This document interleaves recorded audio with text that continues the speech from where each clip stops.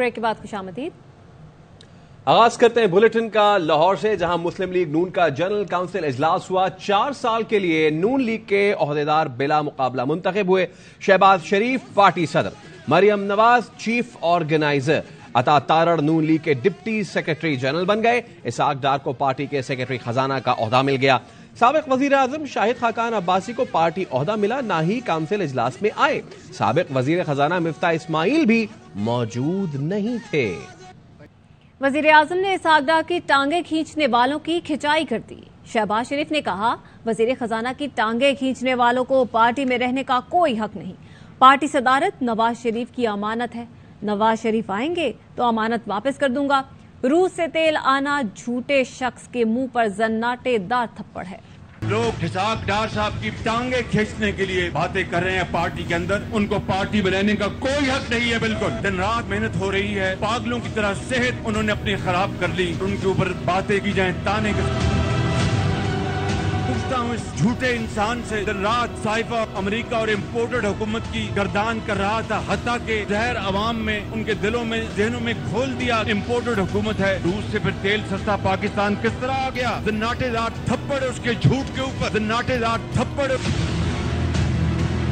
ये पग आपने मेरे सर पर दोबारा पहनाई है, ये नवाज शरीफ की अमानत है। जिस दिन आएगा ये अमानत आप और मैं उनको हवाले कर देंगे। दुआ करता हूँ नवाज शरीफ आए, अगला इंतखाब लड़े और चौथी मर्तबा पाकिस्तान का वजीर आजम बने। मरियम नवाज शरीफ दिन रात मेहनत कर रही है, करिया हर जगह मरियम नवाज पहुँच रही है। कारकुनों के कासिम सुलेमान गिरफ्तार हो रहे हैं, तुम्हारे बच्चे लंदन में क्यों हैं? मरियम नवाज चेयरमैन पीटीआई पर बरस पड़ी। कहा, ईमानदारी के भाषण देने वाला खुद करप्शन में डूबा हुआ है। इसकी पार्टी जिस जहाज पर आई थी उस पर वापस चली गई। इलेक्शन इसी साल होंगे। शरीफ के 9 साल पाकिस्तान से निकाल दिए जाएं तो खंडरात के अलावा पाकिस्तान में कुछ नहीं बचता। जमात पर मुश्किलात आई, लीडर तो क्या कोई कारकुन भी जमात छोड़ के नहीं गया। किसी ने कोई प्रेस कॉन्फ्रेंस नहीं की। शरीफ साहब ने ये नहीं कहा कि मुश्किलात आ गई हैं, मैं इक़्तिदार से चला गया हूँ, अमेरिका को आवाजें दूं कि खुदा का वास्ता है मेरे लिए एक बयान ही दे दो। नवाज शरीफ साहब ने ये नहीं कहा कारकुनों ने किया होगा, मुझे क्या पता किसने किया, मैं तो घर में आराम से बैठा। लोगों को कहता था कि इनके बच्चे बाहर रहते हैं। भाई ये मरियम नवाज शरीफ आपके सामने खड़ी, तुम्हारे बच्चे किधर हैं? कासिम और सुलेमान लंदन में बैठे और कारकुनों के कासिम और सुलेमान हैं, वो जेल की सलाखों के पीछे हैं। कभी उन माओं का उसको ख्याल नहीं आया जिन माओं के कासिम और सुलेमान दहशतगर्दी की अदालतों में इस वक्त रुल रहे हैं। ताकि जाके शोहदा की यादगारों पे हमला करो। इतना भयानक और घिनौना जुर्म करने वाले अपने इंजाम को पहुंचे। जिस जहाज पे बैठ के आई थी वो जमात उसी जहाज पे बैठ के वापस चली गई। इलेक्शन अब ज्यादा दूर की बात नहीं, इस साल में इलेक्शंस का मरहला भी आएगा। वजीर खजाना इसाक डार ने डॉलर स्मगलिंग न रुकने का एतराफ कर दिया। कायमा कमेटी बराए खजाना से खिताब में कहा कि पहले सिर्फ गंदुम और खाद की स्मगलिंग होती थी, अब डॉलर भी स्मगल हो रहे हैं। डॉलर की स्मगलिंग में कमी आई है लेकिन मुकम्मल तौर पर रुकी नहीं। अफगानिस्तान में सियासी तब्दीली की वजह से यूरोप से लाखों डॉलर रुक गए। चीन को दिए गए 1.30 अरब डॉलर जल्द दोबारा मिल जाएंगे। जमहूरियत बेहतरीन इंतकाम। जानिए ब्रेक के बाद। ब्रेक के बाद खुशामदीद। हाफिज नईम नाकाम रहे तो उन्हीं का ख्वाजा सरा नुमाइंदा कामयाब भी हुआ। बिलावल भुट्टो कहते हैं, जो जमातें औरत की हुक्मरानी के खिलाफ थीं उन्हीं के वोट से बेनजीर वजीर आजम बनी। इसीलिए हम कहते हैं जमहूरियत बेहतरीन इंतकाम है। हाफिज नईम और रहमान साहब नाकाम रहा है, जमात इस्लामी का ख्वाजा सिरा कम्युनिटी का नुमाइंदा कामयाब हुआ है। वही जमातें जो फतवे बांधते थे, जिन्होंने इलेक्शंस में कहा कि हम कभी नहीं मानेंगे औरत की हुक्मरानी, उनके वोटों से शहीद मोहतरमा बेनजीर भुट्टो वजीर आजम बनी। अभी हमारा इत्तेहादी थे, आज भी हमारा इत्तेहादी है। जब हम कहते हैं कि जमहूरियत बेहतरीन इंतकाम है तो हम इस किस्म के एग्जाम्पल्स की बात करें। कराची सिंध है और कराची सिंध रहेगा। किसी के बाप की मजाल है धरती के वारिसों को यहां आने से रोके। शर्जील मेमन का सिंध असेंबली में खिताब। कहा, एमकेएम के ख्वाजा इजहार ने कहा, आपका अमल बताएगा कि कराची सिंध है या नहीं।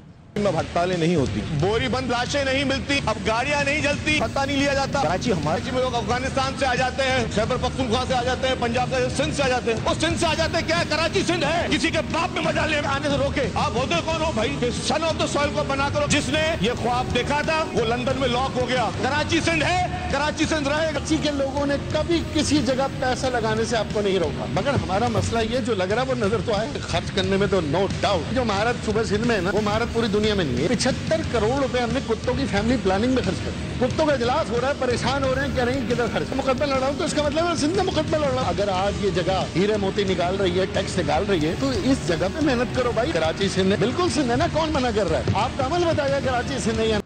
अब मेयर कराची के इंतखाब का सिंध असेंबली में भी चर्चा रहा। एमक्यूएम के ख्वाजा इज़हारुल हसन की शेर पढ़कर जमात इस्लामी के उम्मीदवार हाफिज दईम पर तनकीद। पीपल्स पार्टी के सैयद सरदार शाह भी खामोश न रह सके। ख्वाजा इज़हार को जवाब दिया तो ऐवान में कहकहे लग गए। दोस्तों के बीच में तमाशा बन गए हाफिज साहब, और सारे अरमानों का कीमा हो गया। कराची का सौदा करके पछताए हो गए बहुत। 30 बारातियों के बगैर भी वलीमा हो गया। दूल्हे वाली बाल एंजॉय कर रहा था, 30 दूल्हों वाली, तो वो 30 दूल्हे नहीं आए, वलीमा हो गया क्योंकि हमारे पास आप जैसे अच्छे बाराती मौजूद थे।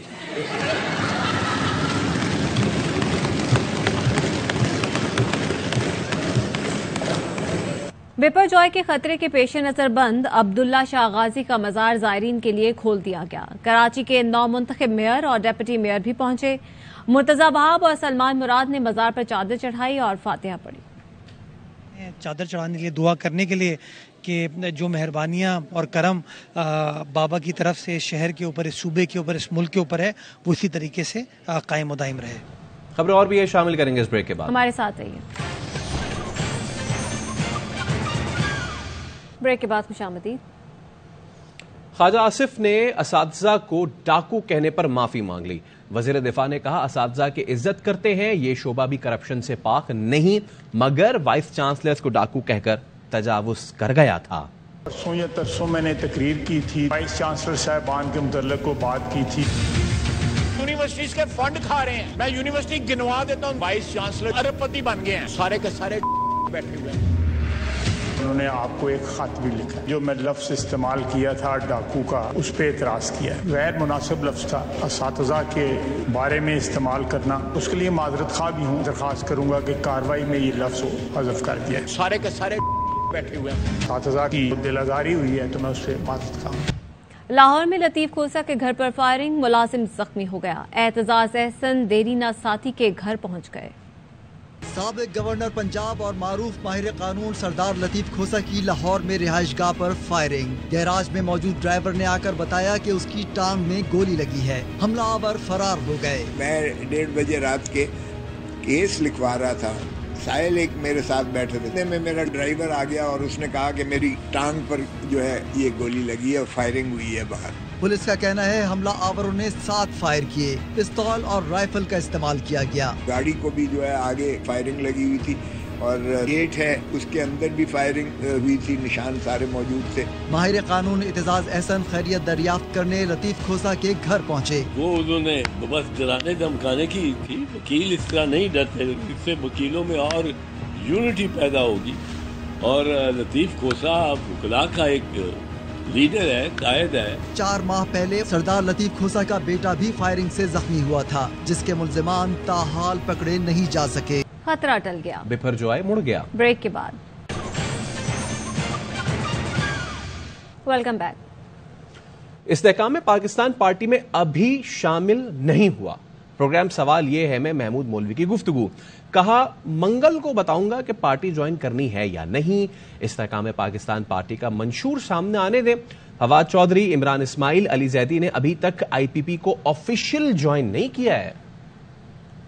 ना फवाद साहब ने, ना अली जैदी ने, ना इमरान इस्माइल ने ऑफिशियल कंफर्मेशन किया है पार्टी ज्वाइन करने का, और मैं है इंशाल्लाह मंगल को अनाउंस करूंगा पार्टी मैंने ज्वाइन किया या नहीं किया। डिसाइडिंग फैक्टर होगा पार्टी का मंशूर है क्या है, पार्टी का आगे का एम क्या है, टारगेट्स क्या है।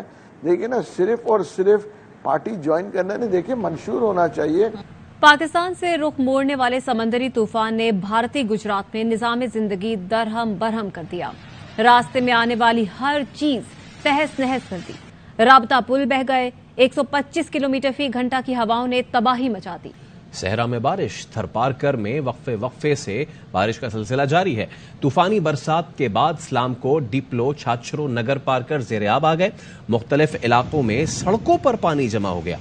बाजारों में भी पानी दाखिल हो गया। मिट्टी के DHQ अस्पताल जाने वाली सड़क को भी बरसाती पानी ने डुबो दिया। और बदीन में बारिश के बाद हर तरफ बहार का मंजर। दरख्त निखर गए, फूल खिल उठे। चावल, मकई और गन्ने की फसलें भी लहलहाने लगी।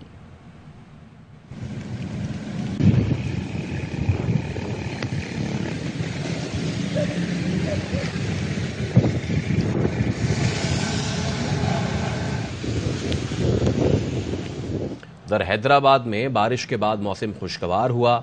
खुश खुराकों के पेट में चूहे दौड़ने लगे। मक्खन में बना देसी मुर्गा खाने पहुंच गए।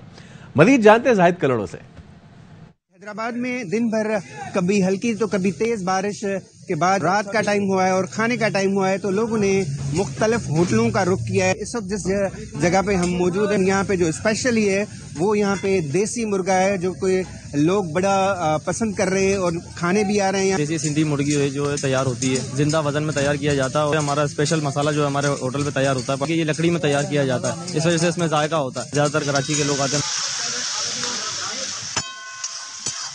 यहाँ पे जो देसी मुर्गा होता है वो जिंदा मुर्गा मिलता है।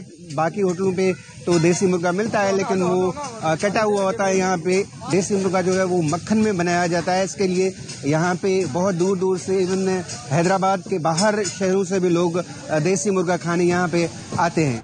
खेल के मैदान से खबर है, कौमी फुटबॉल टीम को भारत जाने का NOC जारी कर दिया गया। इवेंट में शिरकत के लिए बैनुल-सूबाई राब्ता कमेटी ने भी भारत रवानगी की इजाजत दे दी। पाकिस्तानी टीम साफ चैंपियनशिप खेलने के लिए 18 जून को मॉरिशस से भारत जाएगी। इवेंट 21 जून से 4 जुलाई तक बेंगलुरु में खेला जाएगा। न्यूज बुलेटिन से फिलहाल इतना ही। देखते रहिए ARY न्यूज।